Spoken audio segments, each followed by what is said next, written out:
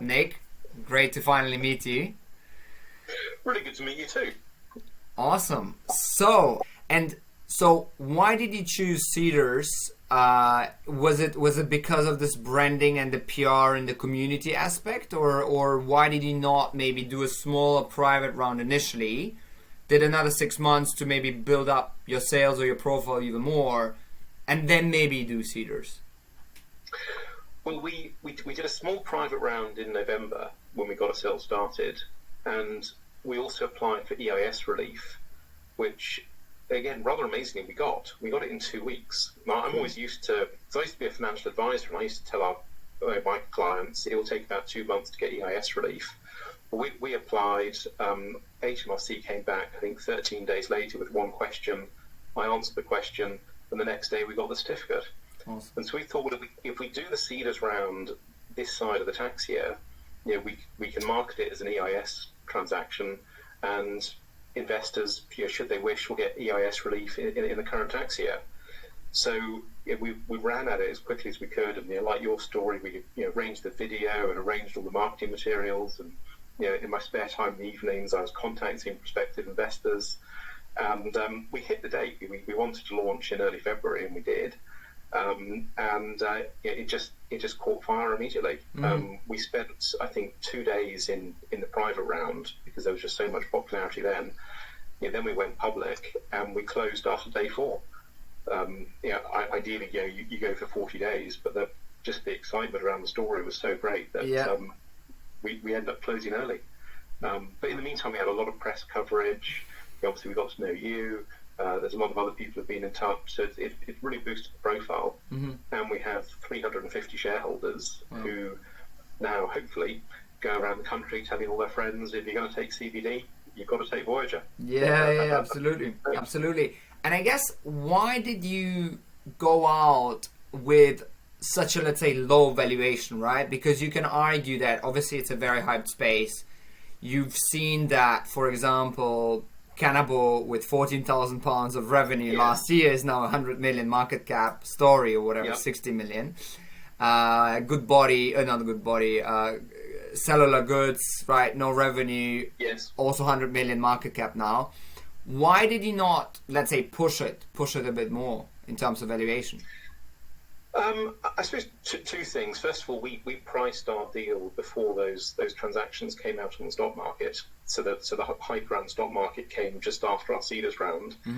But a lot of the investors who pre-committed to us are people we know, and we took the view that we wanted to price our company fairly. So we sort of took out of the equation all the CBD and cannabis excitement. Said, look, this is the business. This is what we're trying to do. We want to get some good investors on board. We want to get a number of investors on board to tell the story, and we'll price it fairly. And I mean, I think you're right. In hindsight, we could have done it differently. We could have said, well, we won't go to friends and acquaintances. We'll just price it high and see who comes along. But the style we set out was, in Voyager, we always treat our customers fairly. We put a very fair approach out in terms of compliance with the rules and full transparency on the product, and we just felt that should translate into the investment story as well. So get involved early, fair price, still early stage company, but fair price, and if you want to back us, we'll work hard for you. Great. So, that was how we did it. And then why did you raise so much though, right? I mean, you gave away 50% of your business pretty much. We gave away 40%. So we set out to raise 175, and I guess we ideally thought we might get to about 250, and then in sort of our sort of fantasy, we thought, well, maybe we'll get to 500, and we blew through all of those numbers. I mean, we got to 175,000 in 3 hours. We got to 250,000 in a day, and it just kept building. And we closed on day 4. We gave people 24 hours to fill their commitments or not. So the intention was never to give away quite so much, but even so, the objective is to build the excitement around Voyager, and it's built the excitement, and so for that reason, we've come away feeling very pleased. Cool, absolutely. And I guess what brought you into the CBD world, right? I guess Zoetic wasn't primarily a CBD business initially, right? Maybe could you tell us a story about your kind of career path and how you got into the space? Yeah, sure. Well, I used to be a financial advisor, and I was actually a financial advisor for 20 years. And I had a client called Highlands Natural Resources, which is based in Colorado, and it was at the time an oil and gas company. And I worked with them for about 5 years, and I actually went out to Denver to see them on a few things. And as always, we talk about different ideas on strategy, and CBD came up, and the opportunity as part of that came up to take control of an existing business, actually dealing in the marijuana side of the cannabis industry, to take control of the facility, bring on the team, and out of that create a CBD company. And this is back into 2018, 2019. This is at the very end of 2018. So at the time, so I have to turn that off. At the time, that was really sort of groundbreaking stuff. I mean, most people, almost including me to an extent, knew very little about CBD. But over the next 3 or 4 months, we created a transaction to bring into the old Highlands business a CBD company. I was still a financial advisor. I helped them raise the money, and maybe more importantly, I got the stock exchange clearance. And back in 2019, Highlands was the first company on the London Stock Exchange to create a CBD business within itself. Right. Fast forward 6 months, the finance director of Highlands retired. I agreed to join in his place. The chief executive left. I then became chief executive. So in the space of a few months, I went from advisor to finance director to chief executive, during which time we've completely transformed the company from oil and gas into CBD, and we renamed it Zoetic, which is now I suppose sort of the poster boy for the CBD industry in the London Stock Exchange. Mm-hmm, mm-hmm. And so why did you leave, and then how did you come up with Voyager? So I left Zoetic about 11 months ago, largely around COVID. Back in sort of early March last year, I was one of the people who never really appreciated just how serious COVID was going to be. I read about it in the newspaper, but never really imagined it was going to sort of impact my life. But what it did was it prohibited travel between the UK and the US. And I was in the habit of going to the US pretty much every month. And you can't run a business in the US if you can't get there. So I left towards the end of April last year. I did almost 3 months of handover where I assisted the company in running the UK side of Zoetic. I mean, most of the business is US. Mm-hmm. And then when that finished, I wanted to stay in the business. As a financial advisor, I've worked for so many different industries, but I felt I had a real affinity for CBD. I was just really interested in the growth prospects and the opportunities that exist. And so I set up Voyager myself. I mean, literally, Voyager started with sort of me and a computer screen, sitting in a room by myself, coming up with an idea to create this business, and then using suppliers and contacts that I'd met during my Zoetic days. Mm-hmm. And for the first couple of months, Voyager was literally just me. We then did a small private raise. I was able to hire someone, get a proper office, build out the stock, and then you know the rest. Then we went crowdfunding, and suddenly Voyager has become a proper business and a well-known brand. Cool.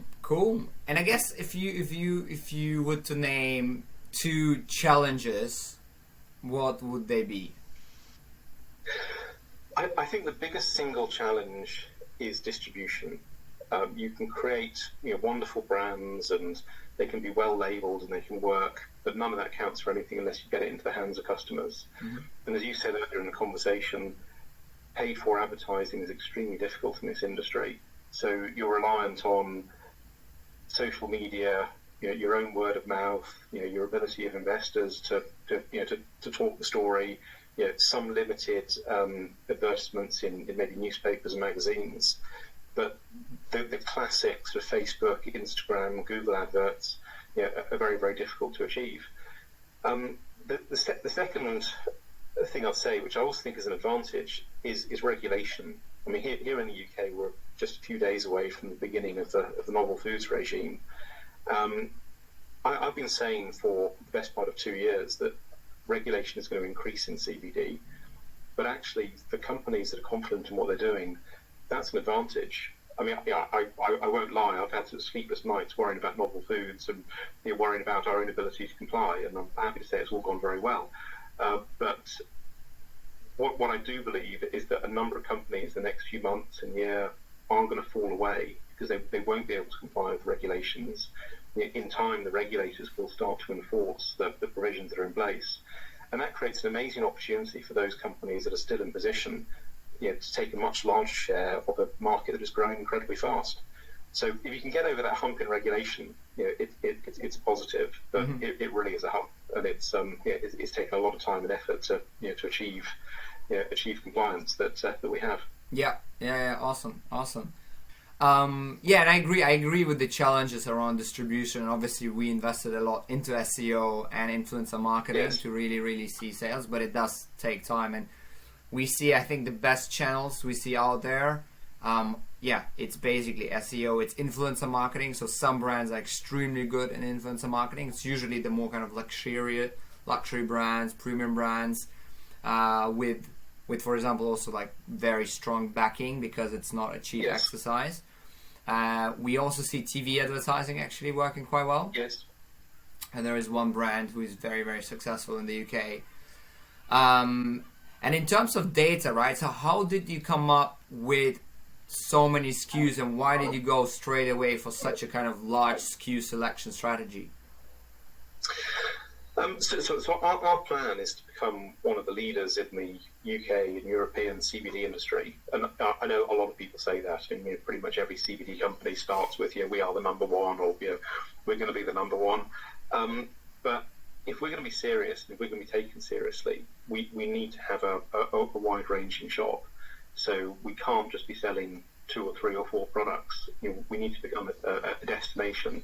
We're not trying to take business away from you guys at all. We want to work in partnership with you. But if Voyager is going to become a brand that people recognise as a stamp of quality in the CBD industry, it needs to have a range of products. So we're going to continue to expand that range. One of the big advantages we have is because if I'm 3 years in, I'm a veteran of the industry on my second CBD company. There's not many people who can say that, but the connections that I and the other members of the team have got have enabled us to expand the business, I think, faster than, for example, we were able to expand Zoetic, because you learn what goes well in the previous operation, you learn what you could have done better. So we were able to apply best practice right from the start. And we do intend to increase the number of SKUs, not dramatically more, but we'll start to build out some of the niches that we have. So oral products, we're largely done. We've got a couple more additions in there. We want to build out a wider gym and sports range. We'd like to extend what we already have in the bath and skincare range as well. So over the next few months, you'll see some extensions, but rather than going sort of a complete waterfront coverage, you'll see different flavors and different variations of the same core products that we've got, just to give customers choice and to build that brand recognition. Having now been CEO of a listed company and being a CEO now of a private company, would you go public again? We absolutely would go public again, yes. And we said quite clearly on the crowdfunding that in addition to me, all of the founders and co-directors at Voyager have a public company experience. Our experience at Zoetic worked well. I said COVID got in the way, but never mind about that. So we would go public again, and when the time is right, we would do that. And Voyager was set up right from the start to be a very straightforward business to understand, ultra compliant, and regulators in the public markets are naturally and probably quite rightly nervous about this sector, because after all, the plant it comes from has very many uses. Not all of them are illegal, and so we've set Voyager up to be as easy to understand as possible. We're always going to be seen as a high risk company from a regulatory point of view, but within that high risk category, relatively speaking, Voyager is as straightforward as possible, with all the right compliance certificates and all the right processes in place. then it gives us a very good opportunity to go public. So when the time comes, we absolutely will do that. Cool.